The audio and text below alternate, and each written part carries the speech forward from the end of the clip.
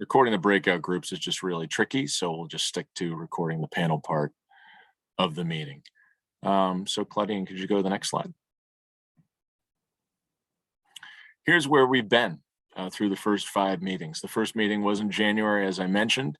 It's kind of our introduction to this whole thing. We've had a lot of people attend these over the course of the last 12 months, certainly. And what we did in that first meeting was just kind of talk about, all right, here's the market development programs, funding mechanisms, et cetera, that we know about, that MassDEP participates in or leads. We talked about what they do at the Occupational Services Division in terms of the environmentally preferable purchasing program. Obviously, state contracts play a big role in what happens with recycled products. We talk with Mass Development about the programs that they offer to stimulate markets. We talk with the Mass Office of Business Development about sort of the same angle, but different. Meeting number 2, we heard from the Northeast Recycling Council. Marianne Remolidor presented from NERC, and Susan Bush from Circular Matters. And we kind of identified some of the regional and national initiatives towards market development that are going on. And there certainly are a number of them. Meeting number 3, we got to business support and economic development strategies. That's the first one where we did the breakout groups. Meeting 4, we were focused on demand side strategies. And the 5th meeting, which happened just, I think in September, we talked about education, outreach, networking, and information sharing. You can find all of kind of the back issues of our meetings at this website here at the bottom. There's an archive page that we keep that has meeting summaries as well as relevant presentations from those meetings. So all the Q&A from the chat, all that stuff is all saved in perpetuity. And we're going to use all that stuff when we put together the Recycling Market Development Action Plan. So that's where we've been. And I guess at this point, it might be appropriate to start transitioning to the panel. So like I said, we have great. I see Marianne Remolidor is asking if we can post the archive link to the chat. Be happy to do that, distribute that. So today we have again, as I said, research and development is the topic. And I think we have here representatives from different backgrounds: academia, tech, industry, government, the intersection of all of those things in a way. And that really kind of encapsulates, what trying to develop recycling markets in. It takes a lot of inputs. There's a lot of opinions on what happens, and ultimately success may not be owned by one single entity, but multiple entities. So we wanted to really try and represent the diversity of those efforts. So today we're happy to be joined by Bob Bailone, who's the president of the Pennsylvania Recycling Markets Center, which I'm sure folks are familiar with their webinars. I know they've been very helpful to me over the years. We also will be joined by Kara Pachiro, who's the VP of Communications and Public Affairs at the Association of Plastics Recyclers. I believe we have Laurent Caneva with us today, who is one of the co-founders of Sparit, which operates out of Greentown Labs in Somerville. And also Yuli Fuentes Medel, who's a program manager of fiber technologies at MIT. And I want our panelists to consider some specific questions as well. Thank you, Claudine. And I'll ask these, of course, we don't have to go one by one through everything. But specifically, how are we using, what are you focused on in terms of your R&D agenda? How are you using that agenda to identify recycling market opportunities right now and in the future?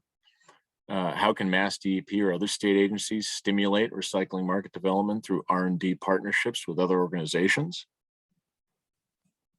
What are risks to developing new or expanded recycling markets? What can be done to alleviate those risks? And also, state agency purchases, as I mentioned, that have stated that the 3 keys for recycled content products to succeed are quality, availability, and price, and all of those things being consistent. How can R&D be used to help achieve those goals? So at this point, I think we can take down the screen share here and just open it up. I would like to give folks an opportunity to participate as well, so we will turn to the audience for questions as this conversation goes along. But once again, you know, we're very thankful to have all these folks in the room today, and just wanted to kind of briefly too, so folks can be a little more familiar with what our panelists do. That Pennsylvania Recycling Market Center. So they're a nonprofit. The mission is to reduce barriers leading to expansion and development of markets for recycled products. It's headquartered at Penn State Harrisburg and acts as a clearinghouse for environmental, economic development, and manufacturing resources for end-use support of recycled commodities and products. In CARA's role with APR, they're an international trade association. They represent the plastics recycling industry. The primary goal is increasing supply, enhancing the quality, expanding demand, and communicating the value of recycled plastics. For Spirit, that's a startup that helps families, municipalities, and enterprises reduce their environmental impact through data, technology, and education. It's basically a plug-and-play platform for workplace sustainability where users can access waste data. We connect that data to people, and then they gamify waste reduction. So it allows for sustainability ownership in the community that's using that tool. And like I said, that's a member of Somerville's Greentown Labs Climate Tech Incubator. With Yuli's work at MIT and beyond, she's focused on the fashion industry, specifically challenges with textiles. Her latest project involves circular models for footwear, which is an industry that, as we know, has a base in Massachusetts. Additionally, she's a senior advisor to Closed Loop Partners, which is a fund that's focused on the circular economy. So just to kick it off with our panelists, that first question, I guess, to kind of break the ice, and I'll let anybody jump in that wants to. What's your, without giving too much away, but generally, you know, what's your research and development agenda right now? What are you really looking at? And, you know, what sort of opportunities are you looking to expand on now and in the future? Anybody want to lead?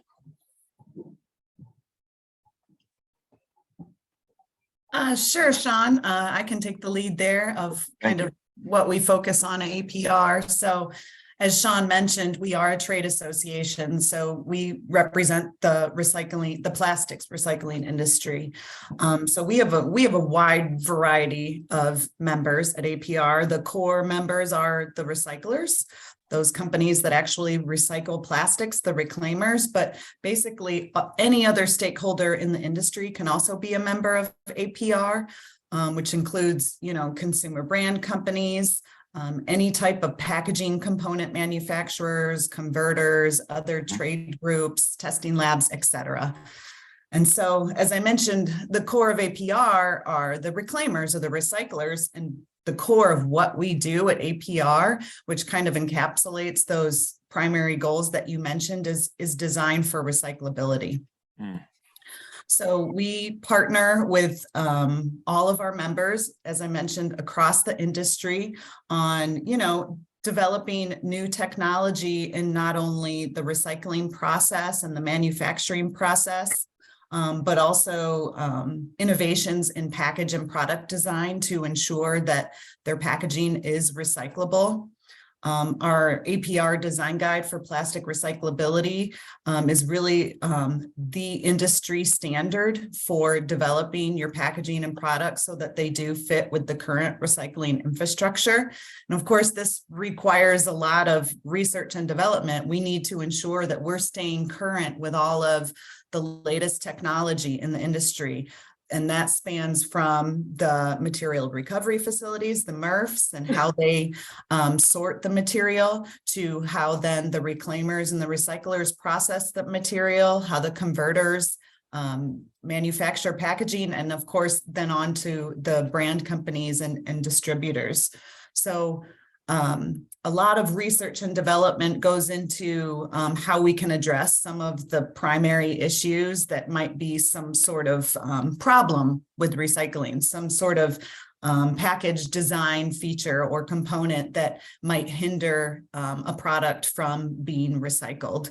And I can go into more detail in that later. I don't want to, take up too much time right at the beginning, but that's kind of the core of our research and development at APR, beyond many other things too, but that's our core.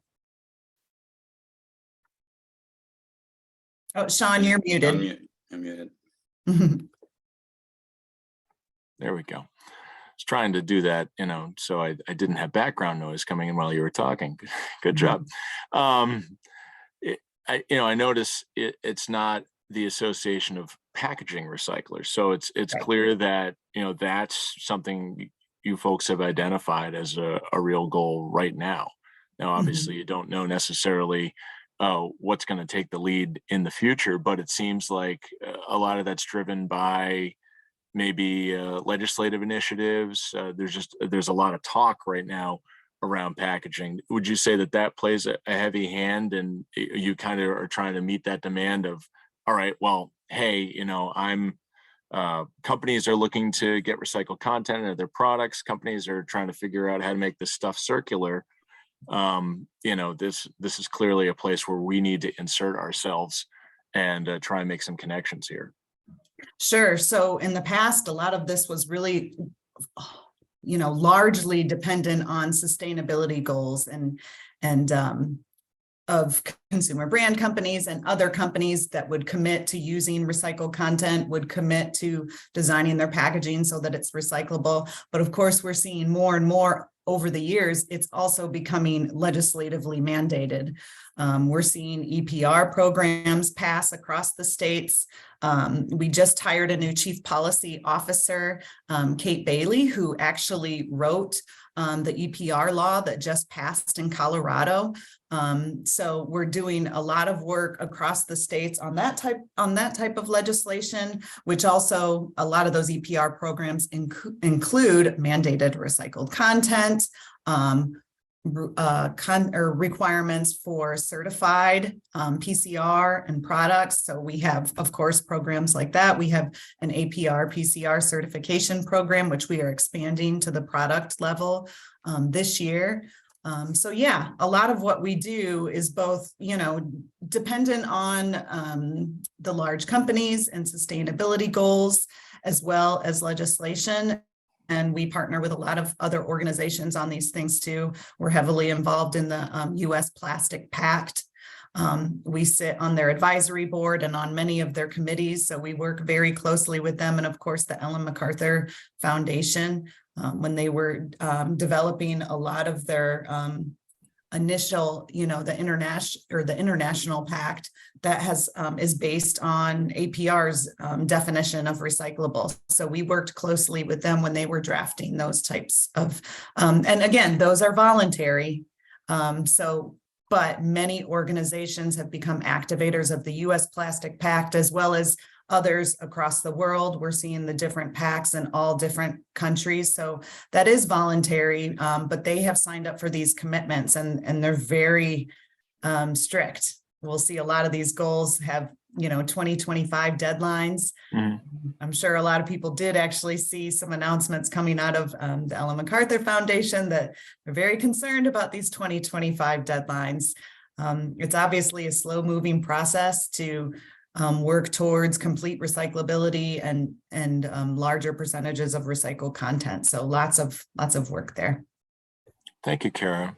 Mm-hmm. Yuli, if you don't mind me, looping you in here. I mean, my thought is we heard about some of the things that drive, Kara's work. What's the real driver in terms of, the fashion industry and textiles? I mean, I know, like, for instance, I have a conversation with my wife about fast fashion and a few years ago, and that kind of brings her into being conscious about what she's buying, whereas otherwise, she's not hearing this stuff that we talk about all the time. So is it kind of is it a public push? What are some of the drivers that drive your research? Yeah, thank you for the question, Sean, and thank you for the invitation. I think MIT as a university in the States has to participate in this. So first, thank you for that.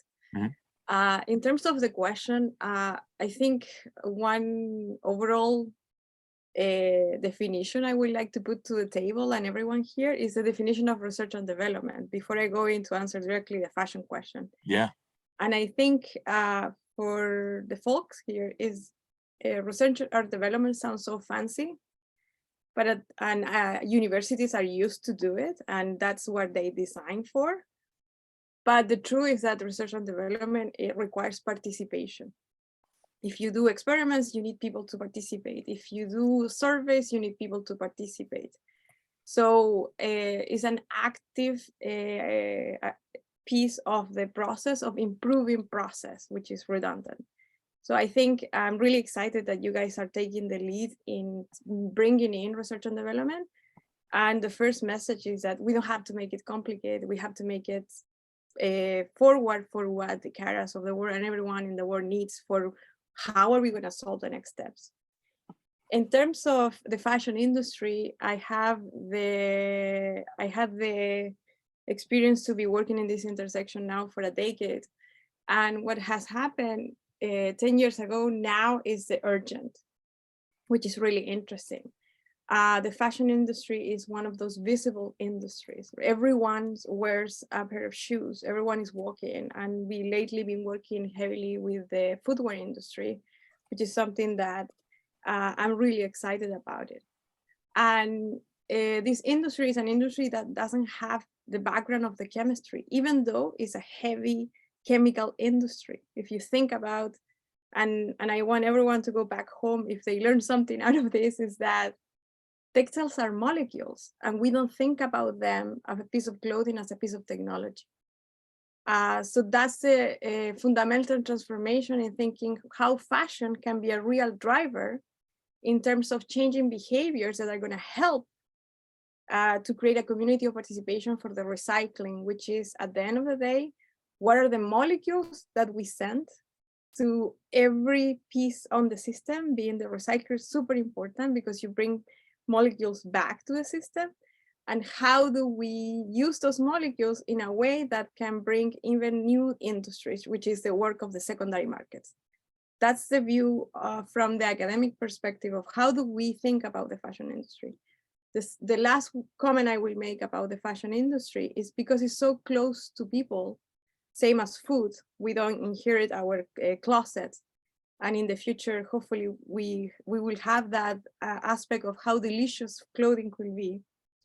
It's a really a good educational tool, right? Because it hits home. Every closet out there is something that people can relate to. And it's a huge tool for education in terms of all the technologies that have to exist to decode all the polymers from the fibers that are devised as natural fibers, or for the fibers that we call synthetic, which at the end of the day, and I see Jan, you're here from MIT, we need to think in polymers, and we need to bring back the chemistry nerds to the conversation to redefine the ability that polymers can be for and work in synchrony with planet Earth. So I hope that gives you an answer on what we really need to hope for the future with this group, and I'm really excited to be here. Yeah, that's fantastic. I think that's a theme that we're going to be exploring a lot is accessibility to the idea and recognition for everybody who's using those products. Certainly. So thank you, Yuli, for joining us. Bob, if I could ask you, as I mentioned, the Penn RMC webinars over the years have been super valuable to me, but I know they've covered such a wide range of topics. How does your organization decide what is, what's a hot topic right now? what are the things that we're going to devote our resources to, coming from the perspective of, well, you're a nonprofit, but you're an organization that operates statewide, and there's a lot of industries that your work touches. Sure. Appreciate the intro there, or the lead, Sean. I'll give a few comments related to research and development. And I think it was appropriate that Yuli led off with some of her remarks. But I would first say that, the Recycling Market Center, the way we're structured, we have, as a nonprofit corporation, we have a detailed relationship with the parent organization back in 2004 that helped to form the Recycling Market Center, which is the Penn State University. So we have a unique working relationship with Penn State. We equally work with universities throughout our state, and for that matter, in other states as well, but primarily Penn State. And so from the perspective of research, I first start by saying there are two forms of research that we become involved with. One is research that a Penn State faculty member or researcher or research institute or center may develop internally, develop a concept on their own, and then work with appropriate assistance groups in our state to help to commercialize those ideas if possible. Okay. And I'll come back to that. The second form of research that I think, we loosely talk about when we say research and development is really more developmental engineering as it relates to the development of products in the manufacturing environment, and the applied research and development that goes into product development in the manufacturing environment and as a focus of a given business. So to give two brief examples of that, we have a unique working relationship with the Materials Research Institute at Penn State, a material science and materials development group. And with them, just as an example, they offer internal seed grants to faculty members within Penn State. These grants are that once they're awarded, the hope is that a concept can be proved, or at least enough knowledge put around a given concept that researcher can then use that base to apply for a much larger, for instance, federal award, or even possibly have a commercializable opportunity. Give you an example.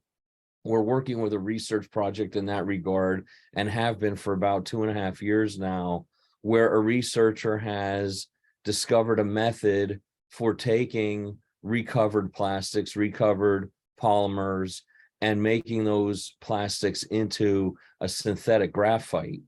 And then that graphite compound is used as the charge receptor, or the media or material to hold the charge in lithium-ion batteries, and particularly vehicle batteries, rather than using naturally occurring mined or quarried graphite for the same purpose. So that's an internal, obviously, significant theoretical development related to, an internal research endeavor to Penn State that, we are helping to provide samples of materials. We're helping to provide connections to industries that may be interested in manufacturing this product. And we're doing what we can, to help build the concept along. Another example of an external or research and development project that's been done, or that we did not too terribly long ago, with a company that some of you may be familiar, because I know the company's traveled NERC circles already, is a glass company by the name of Aero Aggregates here in our state that makes an ultra lightweight aggregate from recovered glass containers. It's an aggregate that in appearance and feel very, very similar to the lava rock or igneous rock that you may put, for instance, in a gas grill or a gas fireplace. So that company, particularly at its onset, about five years ago, wanted to know for certain, is there a free silicosis or a free crystalline silica presence in their product, which if, inhaled could lead to a silicosis breathing hazard. And we were able to take their product, find a laboratory that would not only determine the presence or absence of free crystalline silica, but even further break that down into the types of free crystalline silica and look at it by individual type. And much like has been said in glass science, we were able to prove that it is not, or in the sample, it was not a free crystalline silicosis breathing hazard. So a bit of applied, if you will, R&D in the manufacturing environment. So as it relates to R&D, two different things, okay?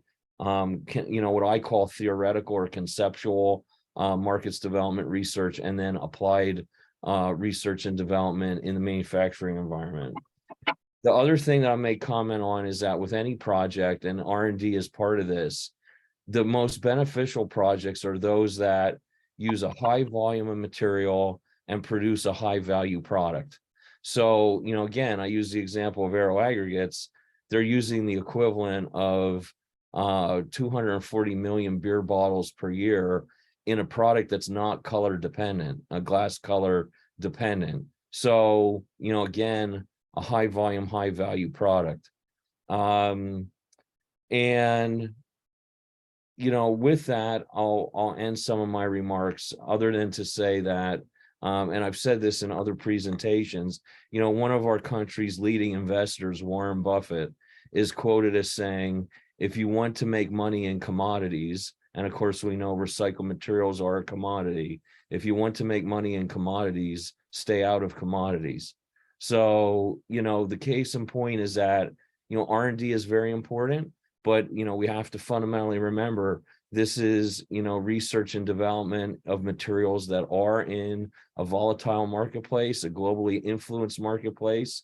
And, that affects whether or not, fundamentally some of these projects and concepts are in fact successful.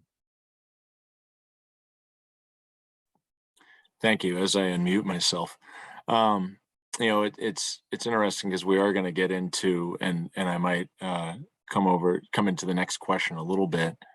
The state, I guess, purchasing power that we have, not as MassDEP, but as the Commonwealth of Massachusetts necessarily. There's a lot of products that may sound good in concept, that could be used in a lot of applications around the state. We had Julia Wolf on one of our meetings, and there's just so many different things that are on state contract that you can buy recycled. But we had talked about the need for consistent quality, availability, and a competitive price. And, again, it's high volume, high value kind of ties into that for sure, in terms of being able to provide that material. And a lot of people say, oh, well, not to single out an organization or whatever, MassDOT should use this for a particular application. Well, okay, that may be a good, and DOT meaning Department of Transportation, that may be a good idea, but do we know that this is going to be in reliable supply? Does it meet their specs? Are there any regulatory tripping hazards, etc.? I'd like to loop in Laurent from Spirit as well, working out of Greentown Labs, which is an incubator, and you folks have birthed this kind of tech idea here where you are using technology to kind of galvanize recycling and galvanize ownership of recycling within a space. How did research and development play in the original idea here of coming into this, and how does it play into what you're trying to do in the future? Yeah, thanks, Sean, and thank you all for the opportunity. Feel very humbled by the work you are doing, each and every one of you, every day. So the challenge here, it's a small startup. I have to say to the first part of your question, the original idea is relatively simple.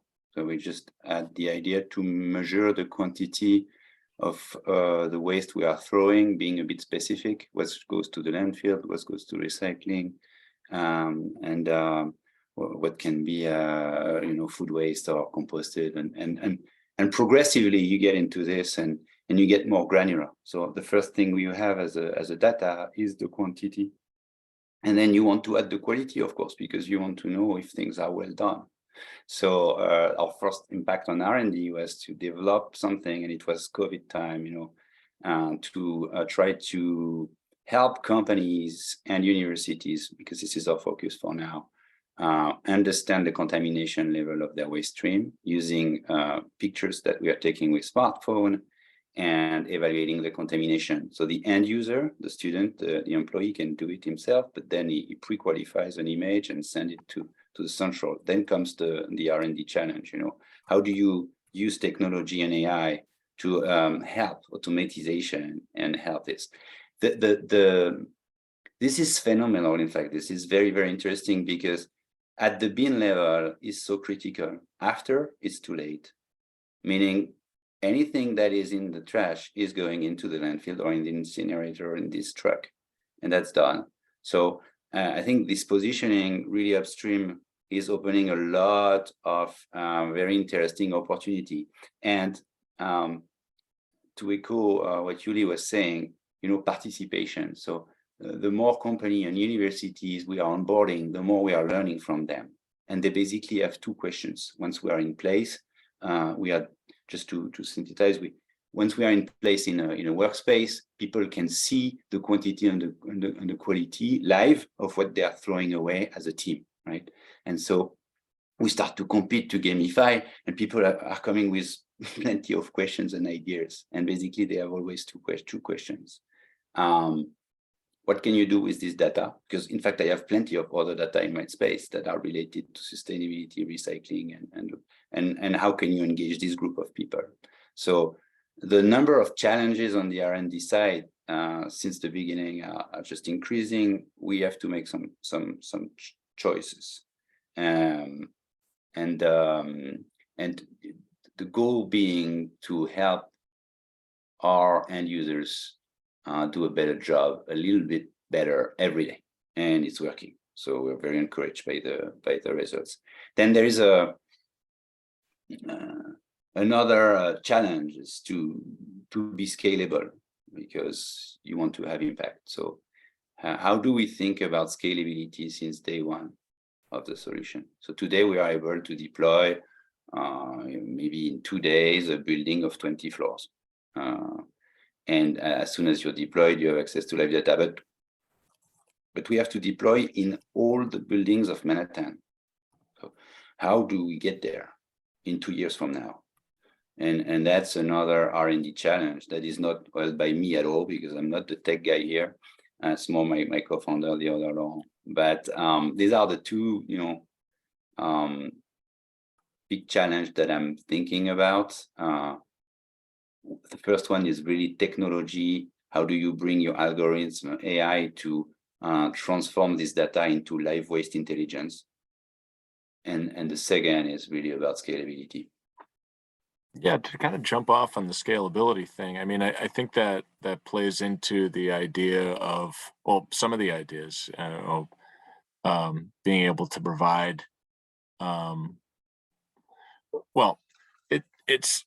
we have kind of a fragmented conversation here, because this touches everybody a little bit differently. But with any product or with any recycling goal, I guess, ultimately it's like, all right, well, how do we scale it up to get to the point where this is a useful thing, a tangible thing, something that we can make people happy with, right?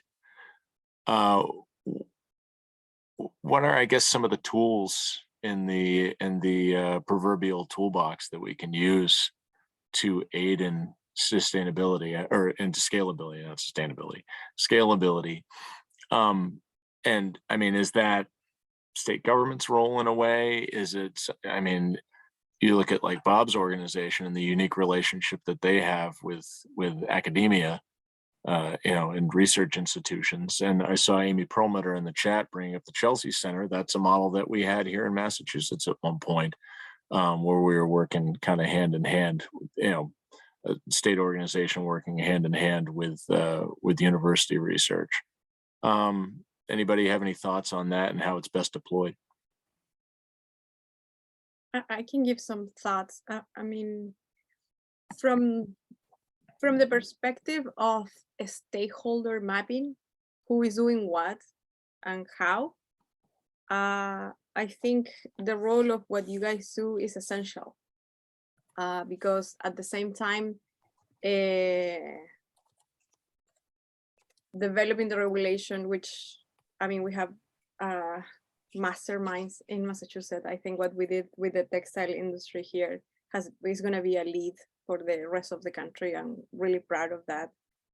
But we joke in the last meeting of the Tinder of all of this, right? So understanding the role of each stakeholder for the development of the questions that don't have answer, where research and development can help, is essential. So, and also going back to theory of change and the root of the problem, right? So when we say high value material, high value product, that requires a demand, and that requires people wanted this to happen, right? So how we keep, and I will use the word sexy, how do we keep waste sexy in a way that this is going to create those markets that we hope for, in a way that perhaps we're doing better products at the end of the day with those materials, right?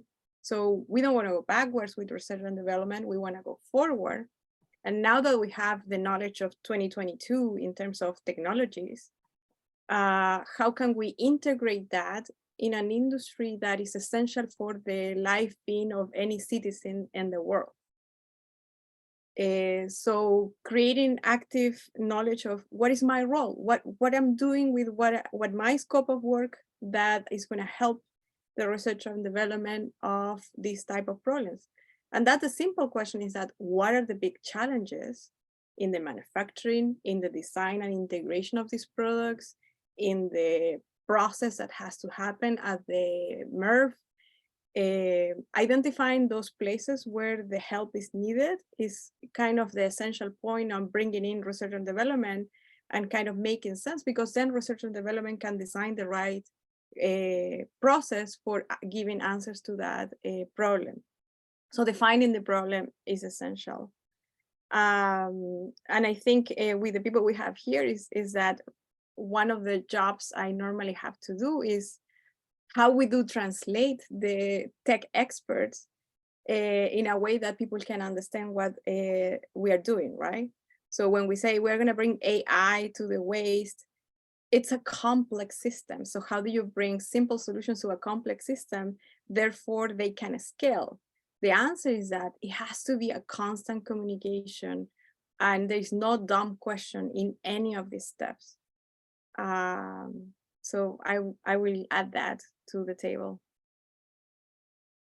I can add to that with a good example of some of the work we've done at APR.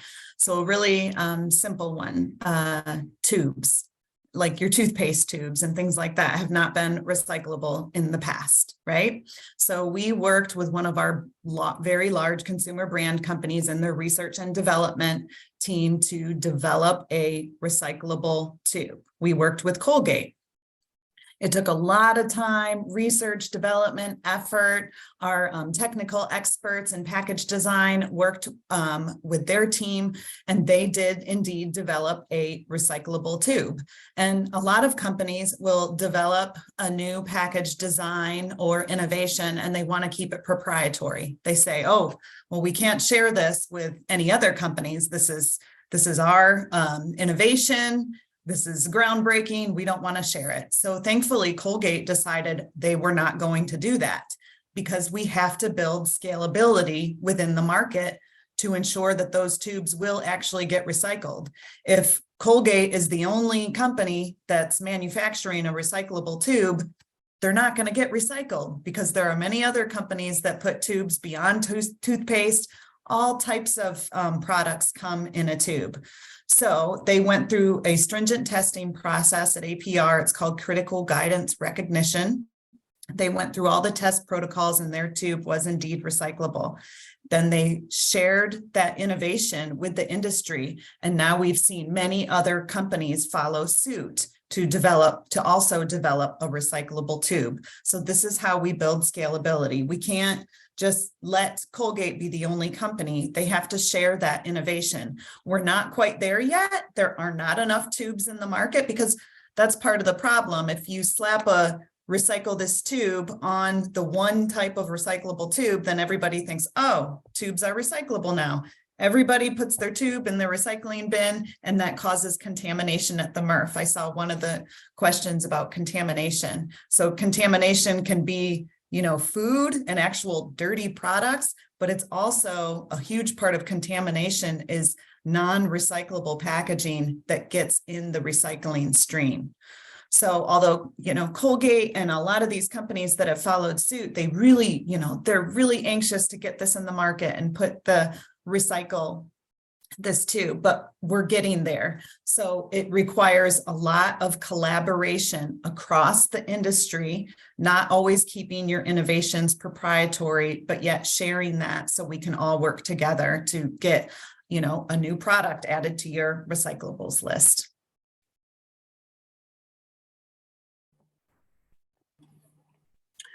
It's very interesting. It made me think about the years that we've been talking about developing the recyclable coffee cup. Yes. And obviously there's a lot of different vendors of coffee out there. But if one of them does it, does that necessarily mean that that's a good idea? You kind of have to bring everybody on board, right? Yes, you need to share that innovation. We saw you say coffee cup. We work with Berry Plastics. It's one of our large manufacturing members. They developed a recyclable coffee cup. It was a foamed polypropylene. So we know that a lot of coffee cups are made with foamed polystyrene foam, which is actually, the brand name, but it's actually foamed polystyrene, which is a very challenging market to get recycled.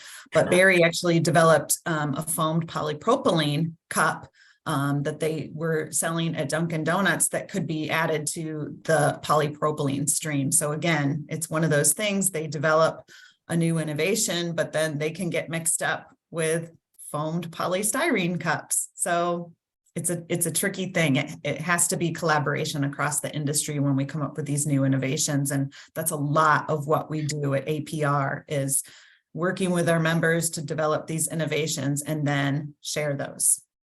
Yeah, and it all kind of needs to, there's pushing and pulling here. The demand may be there, but the supply, and there may be a great idea, but in these particular cases, it sounds like, hey, if the supply is contaminated, then how are we going to, or the feedstock's contaminated, how are we going to deliver that all the way to where people need it? Any other questions? Back to being circular. When we talk about design for recyclability, we say these companies, they want this content to put recycled content in their packaging, but they have to develop recyclable products so that then we can all work to get to manufacture that product back into another product. So it's all about circularity. Yeah, I want to add one comment to Cara. The word collaboration. I think this past 2022, my God, this December we're gonna finish. We got a lot of questions from the footwear industry, and it was because, long story short, MIT did one paper in 2010 about the accountability of CO2 equivalents for the footwear, and the industry has been using that paper vastly without a new LCA. So what we discovered there is that this word collaboration is also tinted by the idea that these industries are competing, and that's a flaw in the system. So what we did is we say, listen, as an academic institution, we cannot just support one, we have to support the industry as a whole. And that's a huge responsibility, right? Because we can promote that they can collaborate in a safe space and create those conversations. Collaboration doesn't happen if you don't create and design for those conversations, right? So how Colgate gets open is because they see the opportunity. And I think one responsibility of this group is to make sure that what happened after the product is made and bringing it back to any system cannot be locked in the old IP structure that prevent this process to go back to many industries. And that's huge, Cara, that you are bringing in, because collaboration will be the solution to create the volumes, to create the scale, and to also incentivize the right manufacturing processes back to the industry. And it's not sharing, it's collaborating. It's a good way of looking at it. I want to, in the interest of collaboration, I guess, or inclusion, I want folks who are in the audience here to feel free if there's any kind of thematic questions coming out of this conversation. I know there's some real specific stuff, like I see in the chat about what's the appropriate way to recycle a toothpaste tube. Like, yeah, those things are important too. But are there any like bigger picture questions related to the discussion that we've had so far that folks would like to ask of the panelists? Just open it up to the audience here. And I got dropped for just a second, but I'm back now. Welcome back.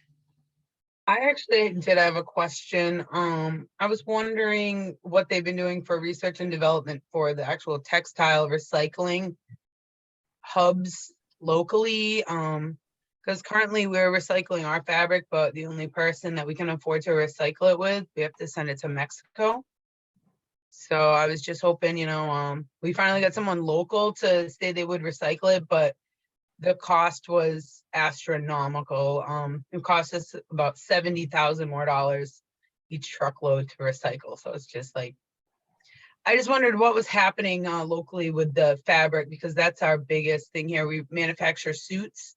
So all of the waste from the suits now we have to recycle, not only the fabric, but we recycle the paper and the plastic film that we use in the cutting process as well. So even the paper and the plastic now, we're paying 3 times as much to recycle as we did 2 years ago.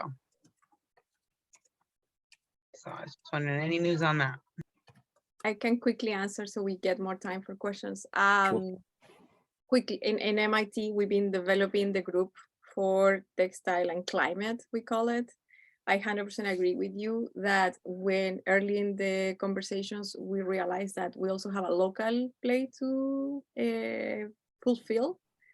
We don't have the solution now, but I will encourage you to email me and see how we can make that happen, because I think cost is one thing, but also we have to understand if it's going to be a molecular, it's going to be mechanical. I mean, and it could be a really good showcase for what we're doing here in Massachusetts. And interestingly, Carolyn's question comes out at a good time, given that Massachusetts just added to its waistbands, textiles, as well as mattresses, and also kind of ramped up on the, or ramped down on the amount of food that commercial generators can dispose of. I think those decisions are made with an eye towards, well, we got to have an infrastructure, an available infrastructure, obviously, but there's still challenges, and it's a little bit chicken or egg. It's like, does the state, doing a waistband, does that really ramp up the R&D? Does that really get people's the wheels turning for people? Like, what can I do to better comply with this? Or is it a sort of thing almost where we're challenging the regulatory body, or we're challenging vendors in a certain area to, hey, let's all get on board with this. We can do this. Let's make everybody do it. Is it a little bit of both? Happy to jump in. Yeah, I mean, typically we know why we're pushing for diversion of food waste. It's just to, and there's and lowering the threshold is going to impact more companies. So the immediate side effect is that, I don't even have food waste in my workspace. How do I do that? And so there you're helping tremendously. the people that are trying to do the right thing downstream in their development, because, and we observe it, we can be a catalyst for this transformation as we are in the workplace. We have the data. The beauty is going to be that they can even measure the CO2 impact of this transformation within their workspace with the data. But definitely, as you push in this direction, it helps them. They wanted to do it anyway. There is only a fraction of the people that is reluctant, but that's helping. So it's helping R&D overall, because then we were talking about scalability. Now the startup that we are doing compost downstream needs to scale, and so they are working on R&D, and they can raise more funds because they have more business, and so it's helping tremendously. Great. I see Wayne Spritz has a hand raised. Wayne, would you like to unmute yourself and ask a question? Hi, Sean. Yeah, thank you. Great panel. There's some things that have kind of occurred to me over the last year since we've been talking. Some of the really incredible technology, and as an engineer for 25 years, it's something that I certainly appreciate in terms of R&D, which I've been involved in. But one of the critical aspects that we're not ignoring necessarily, but I want to shed some light on, which I would wonder whether or not, and Sean, you asked about thematic issues, is, and I brought this up in the chat, which is, it has to do partly with contamination, right? But some of it has to do with the ability of the folks who actually take our recycling and sort it, right? It's how much of non-captured recyclable material is being sent back to landfill, right? And there's a theme to that, which is all these great new products that are being developed. Are they being recognized as recyclable, not just at the consumer level where they're putting it in for recycling, but do the MRFs actually recognize it as recycled, right? So how is the supply chain management being caught up with the new technology? Really important stuff. And then is there at the regional level, and the reason I'm asking this is that the EPA grant just came out, right? For a tremendous amount, hundreds of millions of dollars, right? That are going to go to local municipalities. And there's a regionalization effort going, underway for local communities to kind of band together to approach these grants. And it occurs to me that there's some technology necessary for, and it may already be there, and this is why I'm kind of posing the question, for individual businesses, municipalities to be able to work together for the closed loop circular economy. And we have a couple of panelists here that might be able to address that, which is how is technology allowing us to do a better job at a local level to be able to close that loop in terms of outputs from manufacturers, or even at the local MRF level, to be better capable of recycling that nearby. The biggest cost of recycling happens to be the transportation cost, which is all friction in any type of economic model. Just hoping you guys could maybe address some of that, and that'd be really helpful. Thanks. Yeah, good questions, Wayne. Anybody want to take a shot at responding? Happy to.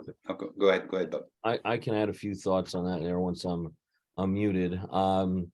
So within community or within the collection side of it, something that we've been watching emerge for about 2 to 3 years now is the concept of localized or mini MRF, mini sortation operations, where an area may not have the population density or the population to support a several $1 million single stream investment, and it's really more for maybe like a 10 to 15,000 person population, where a mini MRF the size of maybe 2 tractor trailers in terms of square footage, with reduced capacity equipment, compaction availability, so that the outbound transportation component of commodities is minimized, along with I would contend that depending on how it's calculated, certainly transportation is a large cost input to the whole thing, but so is labor.